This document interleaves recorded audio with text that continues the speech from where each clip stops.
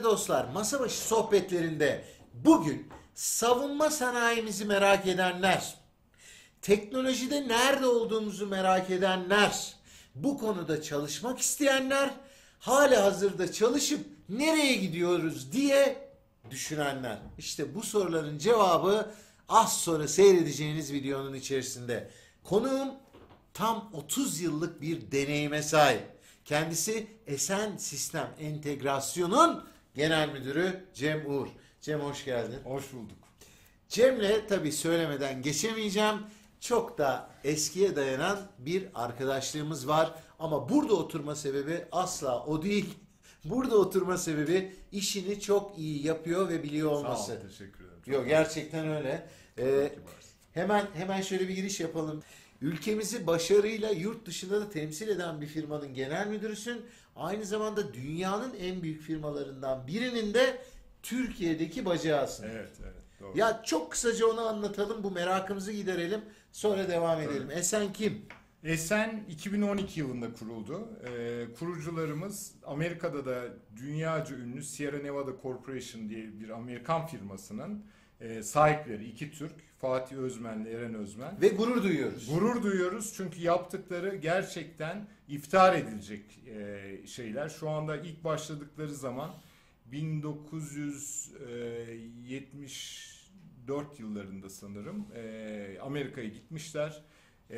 Okumuşlar, 90'ların başlarında çalıştıkları firmayı satın almışlar. O zamanlar 15-20 kişiymiş ve çok düşük bir cirosu varmış.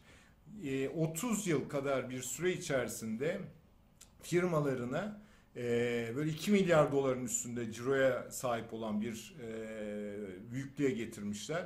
Şu anda Amerika'daki uzayla ilgili çalışmalarda en önde giden firmalardan, yakın bir zamanda da dünyadan International Space Station'a kargo taşıma işini aldılar. Öyle Evet. söyleyeyim. Evet. Dolayısıyla herhangi bir kargo işi olan varsa ya bizim uzay istasyonuna göndereceğiz. Cem'in tanıdığı var. Yani her şeyden önce bunu söylemekte yarar var. Peki, savunma sanayi benim yıllardır fazlasıyla ilgimi çekiyor sevgili dostlar. Niye diyeceksiniz? Çünkü çok büyük bir sektör olduğunu düşünüyorum. Müthiş bir bilgiye sahip değilim. Türkiye için çok önemli olduğunu düşünüyorum. Ve neredeyiz sorusunun cevabı da beni fazlasıyla merak ettiriyor. Doğru. Evet. Şimdi savunma sanayi Mesela çok nelerden doğru. oluşuyor? Bir genel olarak söylesene. Ülkemizin savunması için gerekli olan teknolojilerin geliştirilmesi, kurulması, kullanılması, bütün bu faaliyetler savunma sanayi içerisine giriyor. Yani her yönden bir savunma. Savunma her açıdan. Yani savunma. ciddi söyledim. Kara, deniz, hava fark etmiyor. Tabii her taraftan. Yani şöyle düşün. Yani eskiden sadece kara, hava, deniz olarak bakılıyordu. Buna uzay boyutu eklendi. Şimdi uzayda bir savaş düşünülüyor. Hani olası savaşa karşı insanlar planlama yapıyorlar. Tam bunlarla uğraşırken ya uzaya insanlar nasıl adapte olacak derken bu sefer cyber konusu çıktı. Şimdi cyber saldırısı var, güvenliği var. Yani şimdi bir ülkenin devamlılığı için orada yaşayan halkın güveni için birçok altyapının, yani toprağımız dahil güven içinde olması lazım. Yani eskiden bu sadece top mermiyle olacaktı. Sonra uçaklar çıktı, bunlar çıktı.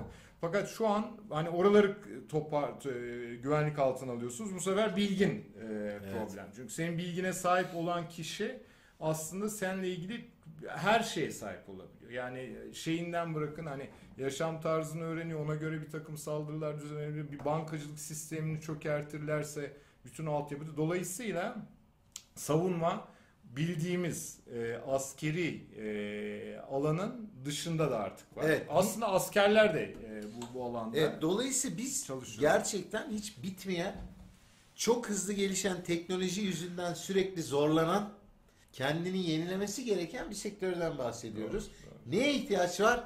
Müthiş mühendislere. Doğru. Sadece mühendis değil tabii. Müthiş araştırmacılara. Evet.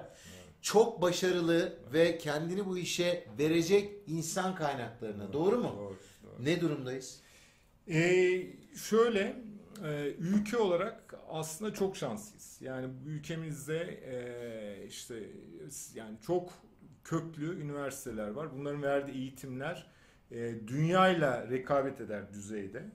Ve ben mezun olduğumda mesela çok bir hani savunma sanayi gibi bir alan yoktu. Yani 1990'larda. O zamanlar hani sadece belli bir takım muhasebe programları geliştiriliyordu. Bilgisayar mühendisi kendisi. Fakat, nereden nereye? Nereden nereye? Ondan sonra yavaş yavaş bu endüstri, bunun önemi ortaya çıktı. Ülkemizde bir takım yatırımlar yapıldı. Ve benim gibi olan mühendisler de ülkemizde bu alanlarda faaliyet gösterebilecek, çalışmalar yapabilecek firmalar da iş bulabildiler. Bu çok dikey uzmanlık isteyen bir alan. Yani savunma sanayinde işte ben yazılımcıyım, ben mekanikçiyim dediği zaman bunlar bu bilgi birikimiyle bir şey üretemiyorsunuz. Tamam? Yılların tecrübesi gerekiyor, sistem olması gerekiyor. Yani mekanikçi, tasarımcı, yazılımcı, elektronikçi, bütün hepsinin bir araya getirerek oluşturabildiğiniz sistemler. Yani hem kompleks sistemler hem dikine uzmanlık isteyen sistemler, bu tür sistemlerde ancak iyi mühendislerde olur. İyi mühendisler açısından ülkemiz son derece şanslı.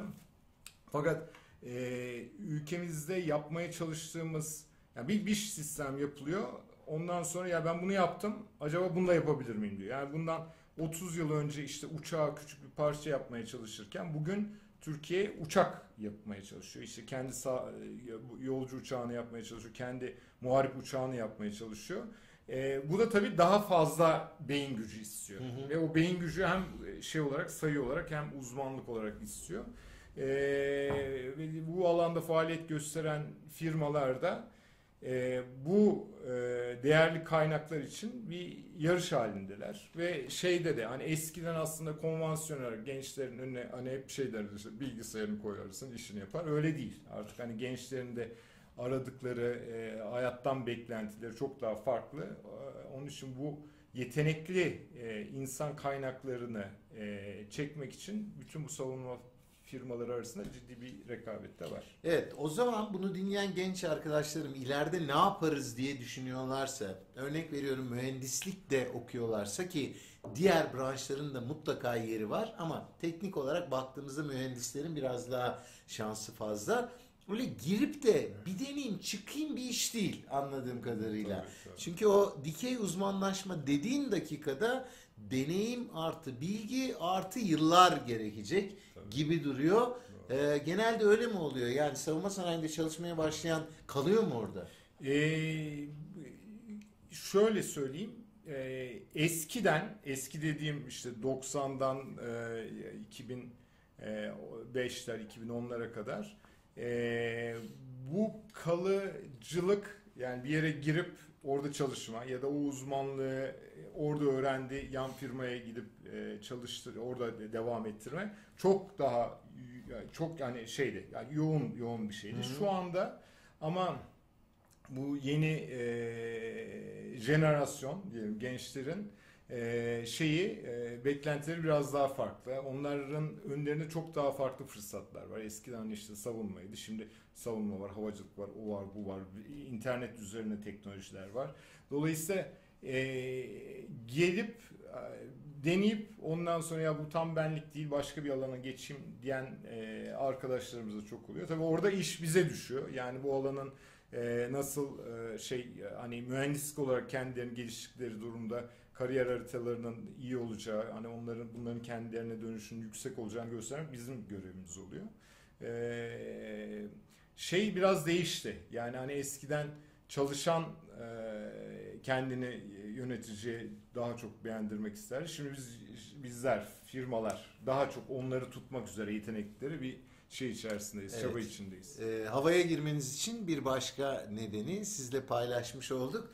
Sadece nesil farklılığı değil, aslında işin doğası gereği de sevgili arkadaşlar, Gördüğünüz gibi firmalar diyor ki yetenekliysen, çalışkansan, işinden zevk alıyorsan ve anlam yüklüyorsan o işine biz de sonuna kadar destek vereceğiz. Yani bunu diyen kişi bu işin genel müdür seviyesinde bir kişi olduğuna göre fikir ortak diye düşünüyorum. Doğrudur. Aynen öyle. Hepimiz aynı. Peki genel olarak tabii ki detay istemiyoruz. Türkiye teknolojik açıdan ki bu anladığım kadarıyla tamamen teknoloji üzerine kurulu bir sektörden bahsediyoruz. Ne durumda?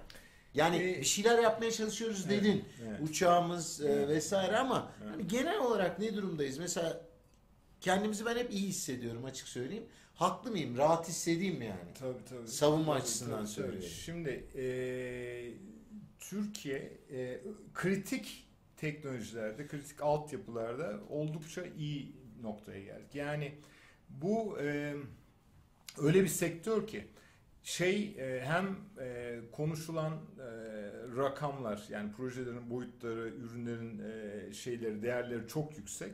Ama onun yanında da her ülke bir takım teknolojileri kendilerine saklıyorlar. Yani sen ne kadar ihtiyacın olsa da istesen de bir takım ülkeler kendi politikaları kapsamında bu ürünleri sana satmıyorlar. Tamam, satmam diyorlar. Arkadaşlar duyuyorsunuz bak. Yani parayı veririm, ürünü alırım diye bir şey yok. Yok. Aynen öyle. Bak öyle bir sektörde bastırdım parayı, ver teknolojiyi, vermem abi diyor. Biz geliştirdik. Öyle Doğru, mi? tabii kesinlikle öyle. Dolayısıyla ülkeler bu teknolojileri, ürünleri biraz daha içselleştiriyorlar. Kendileri geliştirip kendi amaçları için kullanıyor. Ondan sonra da politik olarak kendilerine yakın veya işte kendi siyasi yol haritalarında ki ülkelerle paylaşabiliyorlar. Biz şu anda birçok teknolojide kendi başına yeter hale geldik. Bu çok önemli. İkincisi de bu noktadan sonra artık şeye başlıyorsun. Ya ben bunu yaptım. Bunu acaba satabilir miyim? Çünkü satmak da çok kritik. Sattığın zaman oradan bir maddi gelir elde ediyorsun. Onunla yeni ürünlere yatırım yapabiliyorsun. Yani Biz artık o durumdayız. Yani havaya girecek durumdayız. Yani çok havaya girmek lazım ama fena değil. tabii son yıllarda yapılan işte yatırımlar, geliştirilen ürünlerle özellikle Orta Doğu'da yani ciddi olarak Türk ürünlerinin satıldığını görüyoruz. Yani Evet. gayet Ben mutluyum. Yani bunu duymaktan dolayı gayet mutluyum. Peki birazcık da sizin firmaya dönelim. Evet. Esen'e dönelim. Evet. Esen açıklayabildiğin kadarıyla Evet. neler yapıyor? Tabii. Şimdi biraz önce bahsettiğim gibi Fatih Özmen, Eren Özmen'in ülkemizde böyle bir, yani ilk önce mühendislerine güvenerek 2012 yılında kurduğu bir firma. Bugün yaklaşık 100 kişiyiz. 100 tane pırıl pırıl arkadaşımız, mühendisimiz, idari kadromuz, yöneticilerimizle beraber gitgide büyüyoruz. Her sene bir büyüme trendiyle devam ediyoruz. Ve bunu yaparken de, yola çıkarken de hep ürünlere konsantre olduk. Bir tane istihbarat amacıyla kullanılacak bir işte geniş alan kamerası diye bir kamera geliştirdik. Bu ülkemiz savunması amacıyla son derece kritik bir teknoloji. Bu tamamen Türk mühendisleriyle geliştirdiği ülkemizde halen kullanılmakta ve yurt dışında da satışı yapılmakta olan bir ürün. Bunun yanında yani savunmayla havacılık hemen hemen aynı mühendislik disiplinlerini içeren alanlar. İkisi de dikey olarak uzmanlık istiyor. İkisi de uzun vadeli istiyor. Strateji istiyor. Uzun vadede ürünler 1-2 sene çıkmıyor. Çok uzun. Onu da söyle, ne kadar oluyor? Yani bizim düşündüğümüzden de uzun sürüyor ama bir ömür sürüyorsa ömür sürüyor. Dolayısıyla yine ülkemizin ihtiyaçlarına bakarak havacılıkla ilgili bir teknolojiye yatırım yaptık. O da uçakların çarpışmasını engelleyen bir sistem. Bu TCAS deniyor. İşte Traffic and Terrain Collision Avoidance Sistem. Yani trafik ve arazi çarpışma önleme sistemi. Bu sivil mi? Sivilde de kullanım var. Askeride de var ama özellikle sivilde çok kullanılan bir şey. Dolayısıyla sivil havacılıkla da ilgili bir ürün geliştiriyoruz. Bu ülkemizde üretilen platformların işte uçak ve helikopterlerde kullanılması planlanan bir ürün. Dolayısıyla bu ikisi şu anda bizim amiral gemilerimiz. Onun dışında yazılımla ilgili işte şu aralar çok popüler olan büyük veri analizi, makine öğrenimi, yapay zeka alanlarında da çalışıyoruz. Ve bunların yanında da, bunlar çünkü ikisi de uçaklarda kullanılacak sistemler. Bir de uçakla ilgili bir grubumuz var. Uçak entegrasyonuyla uçaklar üzerinde değişiklik yapabilecek grup. Bununla da ülkemize bir takım işler yaptık. Havacılık alanında uçaklar üstünde. Yurt dışına özellikle şu anda bir takım servisler veriyoruz. Esen olarak dediğim gibi bu yüksek teknoloji ürünlere yatırım yapıp ondan sonra bunların satışlarını yapacak noktaya geldik. Şu anda elde ettiğimiz gelirlerle işte yeni ürünler planlıyoruz. Dolayısıyla böyle ürün üretebilen bir firma Tamam, ülkeye de çok ciddi katkınız tabii var. elbette. Var yani, evet. Sadece istihdam olarak değil, özellikle ihracat olarak hem de yüksek teknoloji ve katma değerli. Tabii. Hani bizim aradığımız inovatif ürün değil mi? Doğru. Tebrik doğru. ediyorum. Çok teşekkür ederim. Yok, iştenlikle tebrik ediyorum. Tabii ki hepimizin gurur kaynağı birçok firma var. Biz bugün bir örnek olarak Esen sistem entegrasyonu. Ama en çok gurur duyacaklarınız. Tabii canım, mutlaka. Yani özellikle benim tanıdığım olarak en çok gurur duyduğum firma doğal olarak. Şimdi çok önemli bir soru. Çok uzun yıllardır bu işin içindesin. Üst düzey yöneticisin. Birçok başarılı yollardan geçtin. Gençler bu işe yeni girdiğini düşün. Onlara çok klişedir ama bence güzeldir. Ne tavsiyesi verirsin? Ne yapsınlar? Evet. Benim de kızlarım var. Onlara da tavsiyelerde bulunmaya çalışıyorum ama bizim tabii jenerasyon düşünme tarzı farklı. Biz hani geldiğimiz ortam da yani büyüdükten sonra iş imkanları bulduğumuzda çok kısıtlıydı. Yani böyle devamlı yoğun, iyi çalışarak işte bir şirkete girip hep yükselmek gibi patikalar vardı önümüzde. Şimdi aslında çok fazla. Yani bakıyorum biz işte böyle yıllar harcayıp işte bir takım ürünler çıkarıyoruz. Öte yandan bir internette bir tool yapan birisi ya da bir şey yapan birisi, işte Uber gibi diyelim. Hani bir anda böyle bütün ülkesinin şeyini geliştirebiliyor. Geleceğini çok ciddi ama olarak... sizin ürünleri öyle oturup da app'le yapamaz. Olmuyor. Dolayısıyla bunlar ikisi farklı şeyler fakat çok önemli. Yani girişimcilik çok önemli. Hayal kurmak çok önemli. Bu hayallerin peşinden gitmek çok önemli.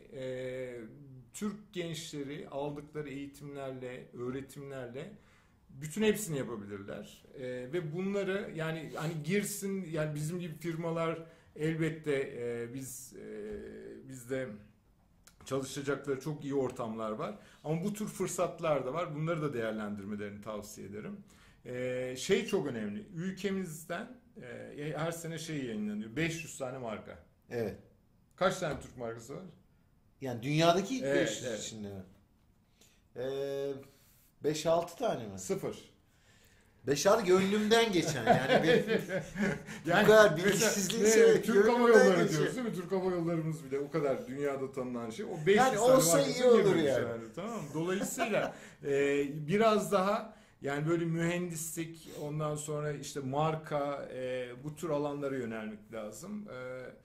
Gençlerimize hani şunu söyleyeyim. Öncelikle girip bizim gibi firmalarda güzel mühendislik çalışmaları yapabilirler. Sonra beğendikleri zaman bu bizlerde kesinlikle muhteşem yükselme, çalışma alanları olacaktır. Ama onun dışında da böyle girişimcilik artık eskisinden de önemli hale geldi. Denemek isteyenlerin kesinlikle denemelerinde fayda olur. Evet. Peki ben sana son bir soru soruyorum. Toparlıyoruz.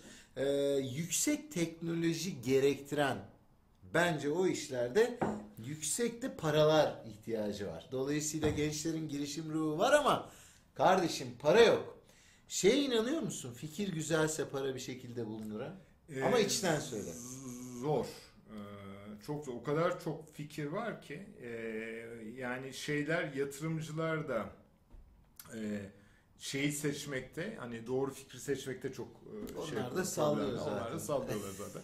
Dolayısıyla şu da bir şey olur. Yani bizim yani şirkette de bunu yapmaya çalışıyoruz. Yani fikirler geldiğinde bu enteresan fikir, hani bunu deneyelim. Özellikle savunma ve havacılık alanında şey yapılacaksa, bir ürün haline dönüşecekse, bir inovatif bir fikirse bunları desteklemeye çalışıyoruz.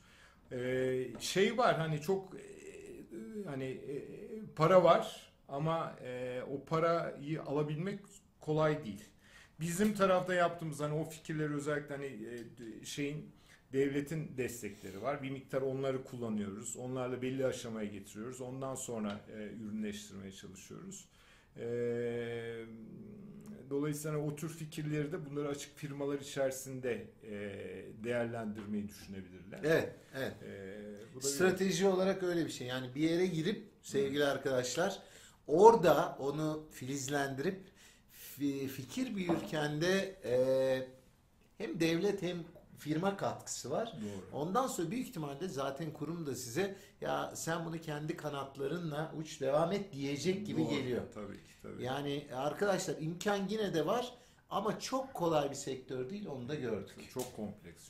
Çok kompleks bir sektör ama katma değeri çok yüksek bir sektör. Doğru. O zaman ne diyoruz? Savunma sanayinde çalışacak arkadaşlar için doğru firmayla başlamak, olabildiğince fazla deneyim kazanmak, olabildiğince gelişim alanları ve platformları yaratan firmalarla devam etmek önemli bir gidiş yolu olabilir. Doğru. Orada kendilerini görecekler, iş alanlarını görecekler. Mutlularsa zaten devam edeceklerdir. Yoksa da kendi işlerine de bakabilirler. Bakıp çok teşekkür ediyoruz. Evet, bugünkü konuğum hem çok iyi arkadaşım hem de çok kıymetli bir yönetici. Savunma sanayinden kıymetli bir yönetici.